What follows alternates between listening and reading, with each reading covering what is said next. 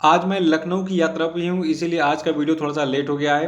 तो कोई दिक्कत नहीं है। देखिए, मैं आपको हर परिस्थिति में जो है पढ़ाने के लिए तैयार हूँ और कोशिश करता हूँ कि आपका एक भी दिन का करंट अफेयर मिस ना हो। तो चलिए शुरू करते हैं आज के वीडियो को। देखिए, आज का जो पहला प्रश्न हमारा है, यह है कि अभी हाल ही में किस देश ने टीवी और ऑनलाइन प्लेटफ़ॉर्म पर दिन के समय में जंक फूड के विज्ञापन पर रोक लगा दी है? देखिए, जंक फूड होता क्या है, ये भी जान लीजिए एक शॉर्ट रिव्यू में। देखिए, जो आप पिज़्ज़ा, बर्गर, मोमोज़ ये सब खाते हैं, सब जंक फूड हैं। ये मोटापे को बढ़ावा देते हैं और बहुत सारी बीमारियां भी काज करते हैं। देखिए, ये टेस्टी तो लगता है, पेट तो भर जाता है इससे, लेकिन जो आप अपने साथ में ये बीमारी दे जाता है, वो आपके लिए बहुत ही घातक है। देखिए, अभी हाल ही में ब्रिटेन की सरकार ने कहा है कि टीवी और ऑनलाइन प्लेटफॉर्म पर अब दिन के समय में जंक फूड के विज्ञापन नहीं किए जा सकते हैं। देखिए, इस फैसले के अनुसार अब सुबह 5:30 बजे से रात 9 बजे तक टीवी आदि पर जंक फूड के विज्ञापन प्रसारित करने पर रोक लगा दी गई है ब्रिटेन में। और जो जंक फूड है, देखिए, जंक फूड विज्ञापन से जुड़े नियम अब अगले साल से लागू होंगे, यानी कि 2022 से लागू होंगे। अभी 2021 में ये अभी लागू नहीं होगा। और ये फैसला बच्चों में मोटापे का मुकाबला करने के व्यापक अभियान का हिस्सा है। दूसरा प्रश्न है कि टोक्यो ओलंपिक खेलों के लिए क्वालिफाई करने वाले पहले भारतीय तैराक कौन बन गए हैं? तो देखिए, टोक्यो ओलंपिक खेलों के लिए क्वालिफाई करने वाले पहले भारतीय तैराक बन गए हैं साजन प्रकाश। यहाँ पे इनकी फोटो आपको दिख रही है। देखिए, जो आपके साजन प्रकाश है, इन्होंने हाल ही में रोम में आयोजित पुरुषों के 200 मीटर बटरफ्लाई मुकाबले में 1 मिनट 56.38 सेकंड का समय लिया। जबकि ओलंपिक में शामिल होने के लिए जो योग्यता है, इसके लिए जो है 1 मिनट 56.48 सेकंड की सीमा निर्धारित की गई है। ठीक है, तो यानी कि जो ओलंपिक वाला निर्धारित समय सीमा है, उससे कम में जो है इन्होंने ये जो आपका रोम में पुरुषों का 200 मीटर बटरफ्लाई मुकाबला था, उसमें जो है विजय हासिल की। तो इसीलिए साजन प्रकाश जो है अब टोक्यो ओलंपिक खेलों के लिए क्वालिफाई हो गए हैं। तीसरा प्रश्न है कि सौरभ चौधरी और मनु भाकर की भारतीय जोड़ी ने 26 जून 2021 को आईएसएसएफ निशानेबाजी विश्व कप की 10 मीटर एयर पिस्टल मिश्रित टीम स्पर्धा में कौन सा पदक जीता? तो देखिए, इन दोनों की जोड़ी ने हाल ही में रजत पदक यानी कि सिल्वर मेडल जीता है। इन्होंने गोल्ड मेडल क्यों नहीं जीता? क्योंकि ये फाइनल में हार गए थे। देखिए, जो आपका टूर्नामेंट चल रहा है, कौन सा, आईएसएसएफ निशानेबाजी विश्व कप। ठीक है, तो इसके तीसरे दिन जो सौरभ चौधरी और मनु भाकर की जोड़ी है, इनको जो है स्वर्ण के मुकाबले में रूस की विटालिना बातसारा शकीना और आर्टेम चिरनो यूसो की जोड़ी से 12-16 से हार का सामना करना पड़ा, इसलिए इनको सिल्वर मेडल से ही संतोष करना पड़ा। देखिए, जो मनु भाकर और सौरभ चौधरी की भारतीय जोड़ी है, इसने 12-12 से बराबरी की थी, लेकिन अंतिम 2 सीरीज गंवाने से ये दोनों जोड़ी जो है स्वर्ण पदक से चूक गई। तो इसको याद रखिएगा। चौथा प्रश्न है कि निम्न में से किस भारतीय अर्थशास्त्री को इंटरनेशनल मॉनिटरी फंड के उच्च स्तरीय सलाहकार समूह के सदस्य के तौर पर नामित किया गया है? तो देखिए, अभी हाल ही में जो मोन्टेक सिंह आलूवालिया हैं, जो कि योजना आयोग के पूर्व उपाध्यक्ष रह चुके हैं, तो मोन्टेक सिंह आलूवालिया को अभी हाल ही में इंटरनेशनल मॉनिटरी फंड के उच्च स्तरीय सलाहकार समूह के सदस्य के तौर पर नामित किया गया है। थोड़ा सा आइए इस न्यूज़ को हम डिटेल में देख लेते हैं। देखिए, जो आपके योजना आयोग के पूर्व उपाध्यक्ष मोन्टेक सिंह आलूवालिया हैं, इनको विश्व बैंक और इंटरनेशनल मॉनिटरी फंड के द्वारा गठित एक उच्च स्तरीय सलाहकार समूह का सदस्य नामित किया गया है। और इस सलाहकार समूह का नेतृत्व कौन करेंगे? ये करेंगे संयुक्त रूप से मारी पांगेस्ट्रू और सेला पझार सिग्योलू और लॉर्ड निकोलस स्टर्न। देखिए, इस समूह का जो गठन है, ये विश्व बैंक और आईएमएफ के द्वारा कोविड-19 महामारी और जलवायु परिवर्तन से उत्पन्न दोहरे संकट के कारण किया गया है।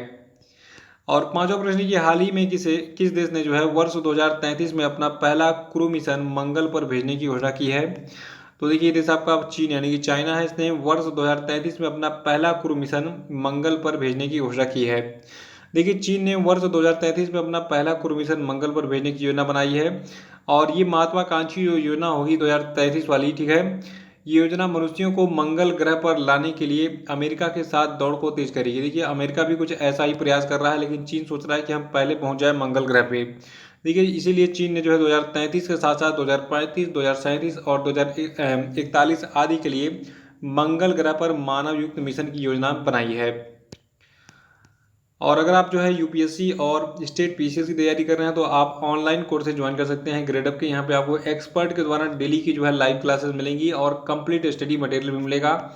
और इसकी जो फीस है ये काफ़ी कम है, इसमें भी आप डिस्काउंट प्राप्त कर सकते हैं। एक कोड यूज़ कर सकते हैं eGuru50, इससे आपको 50% का जो है डिस्काउंट मिल जाएगा इन सभी कोर्सेज में।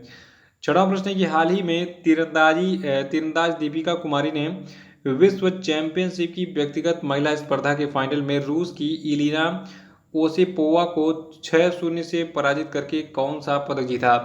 तो देखिए जो भारतीय तीरंदाज दीपिका कुमारी हैं, इन्होंने भी हाल ही में विश्व चैंपियनशिप की व्यक्तिगत महिला स्पर्धा में रूस की इलिना ओसोपोवा को हराकर 6-0 से हराकर जो है स्वर्ण पदक जीता है। देखिए दीपिका कुमारी ने संयुक्त रूप से कुल 3 पदक जीते हैं, और ये 3 पदक कैसे कैसे जीते हैं मैं आपको बताता हूँ डिटेल में। देखिए पहला तो आपने जान लिया कि इन्होंने पहला जो स्वर्ण पदक है ये भी हाल ही में जो है रूस की इलिना ओसोपोवा को 6-0 से हराकर जीता था फाइनल में, और ये महिला स्पर्धा थी।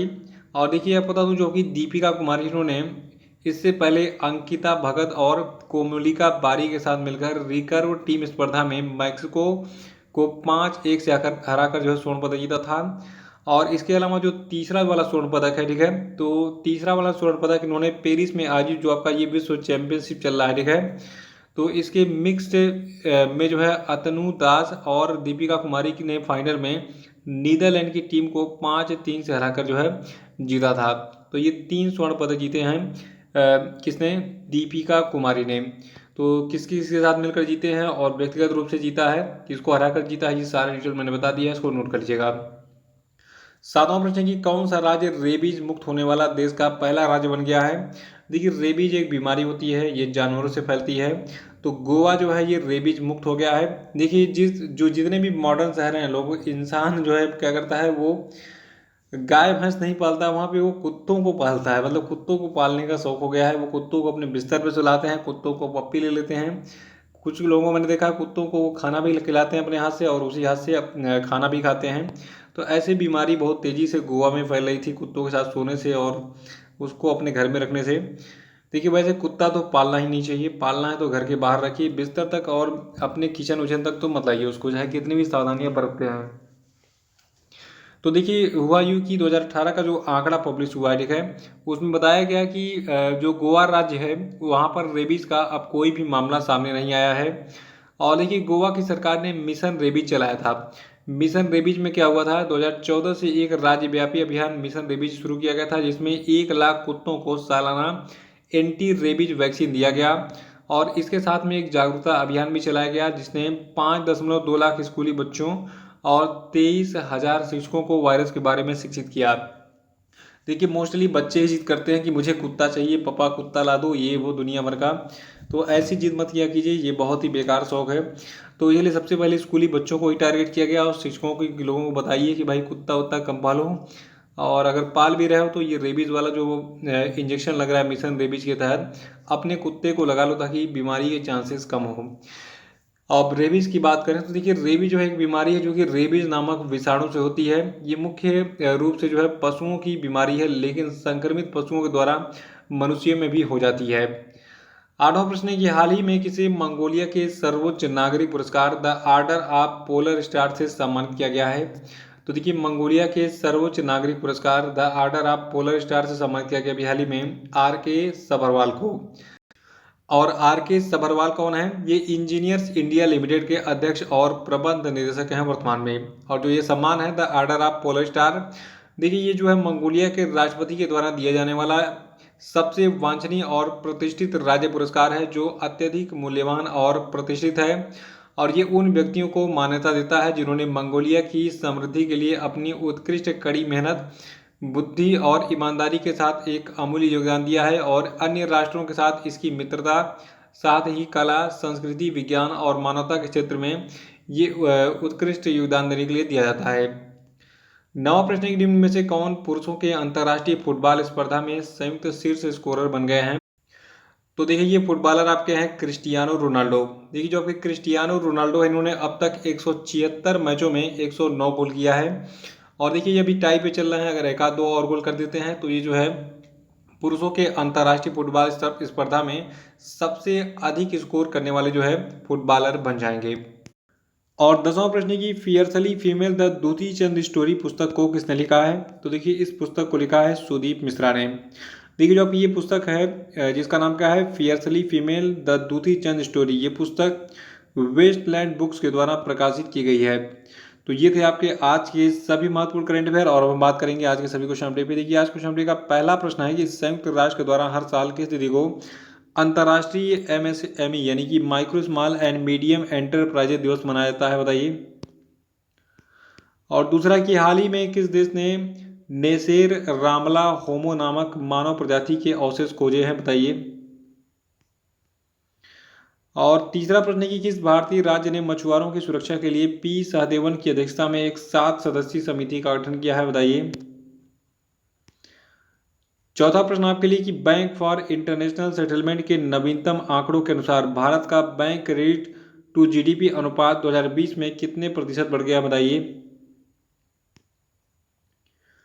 पांचवा प्रश्न आपके लिए कि इट्स अ वंडरफुल लाइफ नामक पुस्तक किसने लिखा है, आंसर बताइए। अगर नहीं पता है तो कल का वीडियो देख के उसको रिवाइज कर डालिएगा। और अब हम बात करेंगे कल के पूछे गए सभी क्वेश्चन अपडेट के सही उत्तरों की। देखिए क्वेश्चन का पहला प्रश्न था कि नशीली दवाओं के दुरुपयोग और अवैध तस्करी के खिलाफ अंतर्राष्ट्रीय दिवस कब मनाया जाता है, तो ये 26 जून को मनाया जाता है।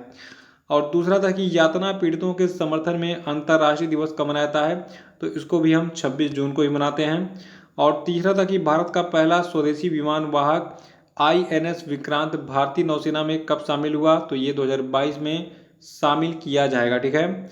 और चौथा था कि किस राज्य सरकार ने मुख्यमंत्री कोविड-19 परिवार आर्थिक सहायता योजना शुरू की है, तो इसको दिल्ली सरकार ने शुरू किया है। और पांचवा था कि हाल ही में किस बैंक ने आरोग्यम हेल्थ केयर बिजनेस लोन शुरू किया है, तो इसको स्टेट बैंक ऑफ इंडिया ने शुरू किया है। तो इसी प्रश्न के साथ ये वीडियो समाप्त होता है। जय हिंद, जय भारत।